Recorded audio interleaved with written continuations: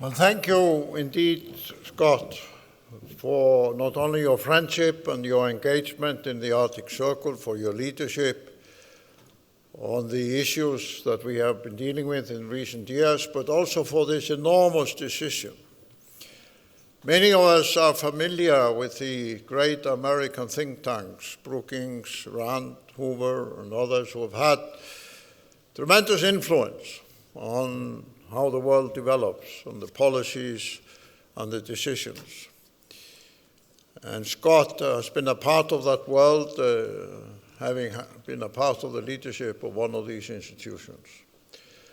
For him to make the decision to establish an institution modeled on these great American think tanks and dedicate it to the agenda he has just described is indeed one of these rare historical decisions, especially when we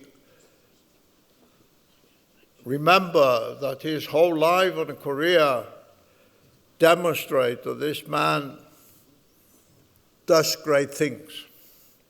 He does not hesitate to operate in an area of global cooperation, high finance, investment, which for many of us is far away and unfamiliar. He comes from a world where people do big things, take enormous decisions every day.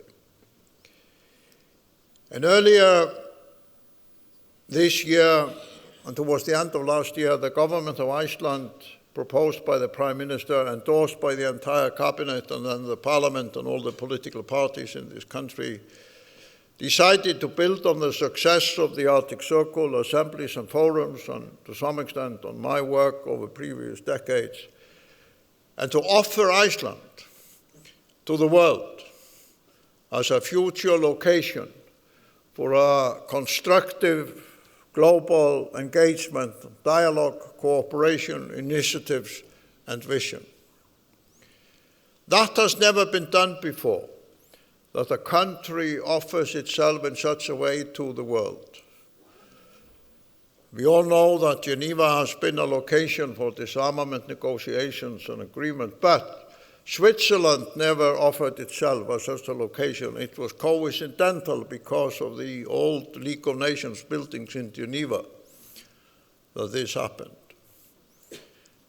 And for the new generation of the leadership of my country to unanimously come together and decide to offer long-term our country for this purpose and to the world is a monumental decision, irrespective of how my persona is being used to relate it to some extent to what we have all done in bringing the success to the Arctic Circle. And now Scott comes along based on his friendship, involvement, and engagement and experience of the great American institutions and said, I will accept your offer and create within this new building, Norðurslóð, which is in the process of being designed and planned, this new institution.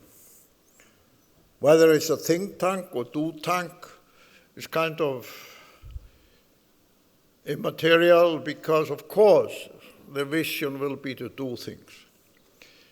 And the board of the Grímsson Center has now formally agreed to host the global headquarters of the minded institution in this new building, which will be close to the Nordic House, only 10 minutes walk from here, across the pond, in the vicinity of a wetland area with wild bird life at the edge of the university campus. And in that sense, the announcement here today, both in the session on Norðurslóð, the preliminary name of this new building, which took place earlier this afternoon, and this announcement here is the formal introduction to the global community that this is happening. This is going to become a reality. And according to the decision by the cabinet and the government, and by us also in the Arctic Circle, the future headquarters of Arctic Circle will also be within this building. It will not, however, be an Icelandic building in that sense. It will be an international hub and a global gateway to show to the world that despite the challenges, despite the setbacks, despite the wars and the conflicts, we can have hope. We can have a place where we come together and in common seek solutions. So I want to thank Scott for his enormous generosity and decision to lend his name and his effort and his empowerment to helping us all to make this a reality. Because with his decision, he signals to the rest of the world, this is happening. The train has left the station. The question is, do you want to enter it in the future stops on the journey in the coming years and decades? So thank you, Scott, for doing this.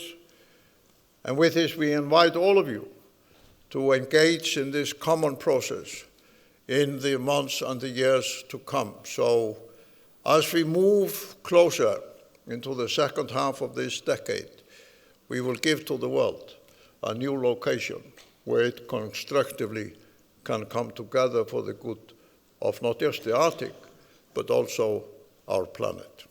Thank you.